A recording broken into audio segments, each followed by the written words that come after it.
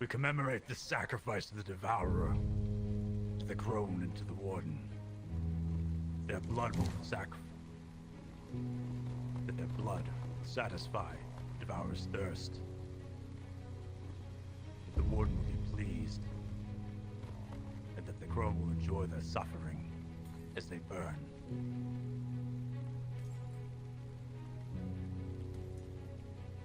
Let all witness. The clan of Romeo has brought sacrifice for the Dark Ones. For the gods! We will hunt with them in the future. All will fear and tremble. For the gods. All of these navy and pirates, who are not pirates but cowards, will burn like them.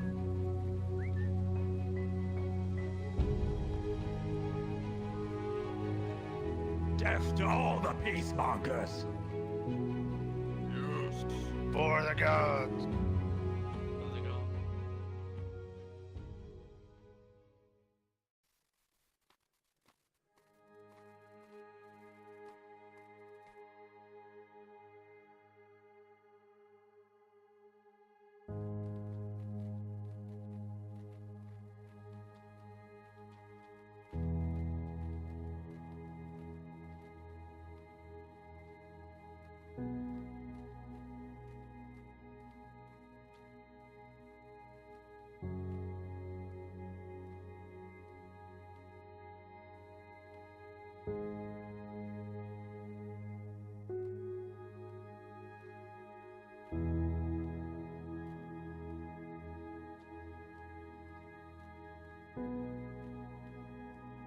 Does anyone have a blue Oh, thread? thank you much.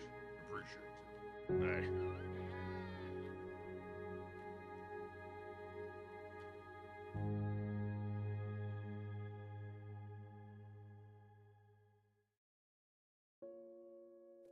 This tale begins as did the last, with a girl. Not a girl of a great many strong people, but just this girl and her mother. Together, they lived alone in a very high place. The girl's mother spent all her days and nights weaving and telling tales and teaching the girl of the world and the way things should be. She told her how to grow their garden that they could eat, and also how to do other things that her mother could not because of her work. This flame which kept them warm in the evening, it called to her, and she found its touch was searing. The mother mocked her for her lack of caution and sense. The girl would pester her mother to play, and she would refuse. She had work to be done. The girl then would play with what she could, her mother's birds and other things that found their way up to the high place where they lived. She would chase the small furry creatures that climbed up her mother's strands of thread that led down beneath the clouds. The girl's mother would scold her for upsetting her pets, and when the girl would be cut or bruised in her rambunctiousness, she would mend her wounds and admonish her carelessness. The girl grew, and she longed for more than just knowing of the high place where she lived. She wanted to know more of the world that her mother spoke of. She asked her mother to allow her to send her to one of these places she told her of, so that she could see it for herself. Her mother would not have it. She would not hear her. She was forbidden from leaving this place where she had everything she needed. She waited until her mother was very concentrated in her weaving, and snuck to one of the threads, and scaled down it. She climbed down through the clouds and towards the ground. She could see for the first time. She could see great seas which stretched on and on. Never before had she seen such water. She reached the ground and could not believe how tall the trees were, nor how many birds and animals scurried about. Some of the creatures were enormous beyond her imagining.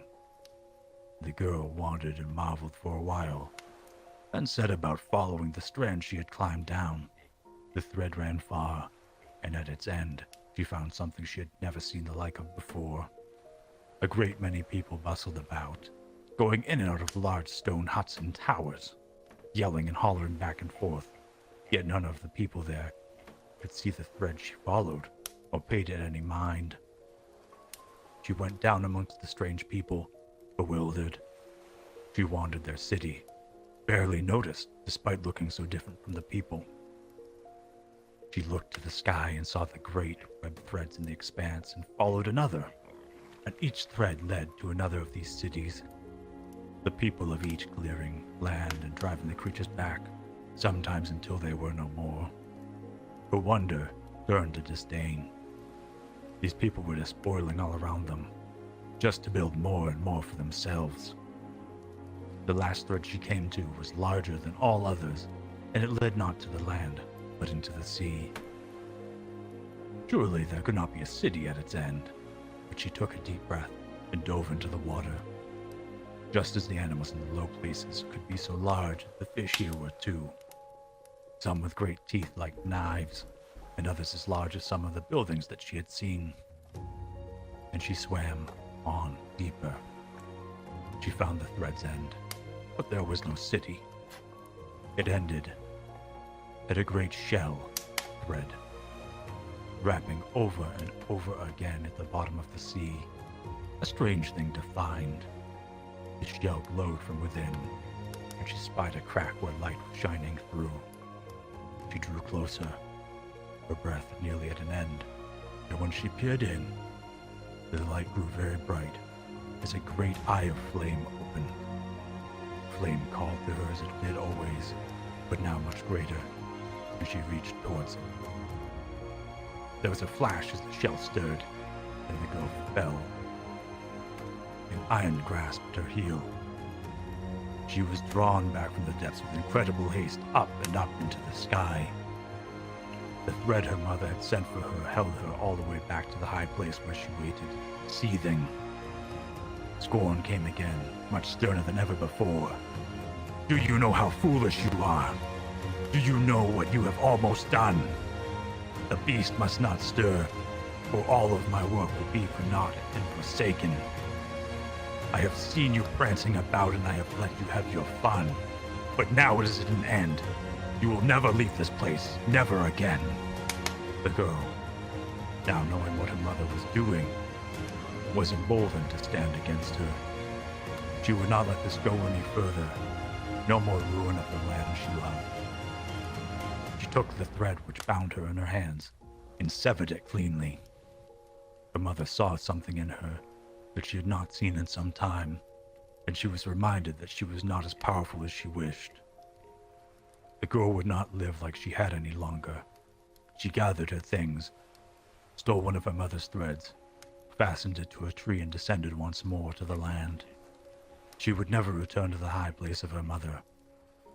Instead, she would stay below and keep her mother's work in check, that it could not overtake the world.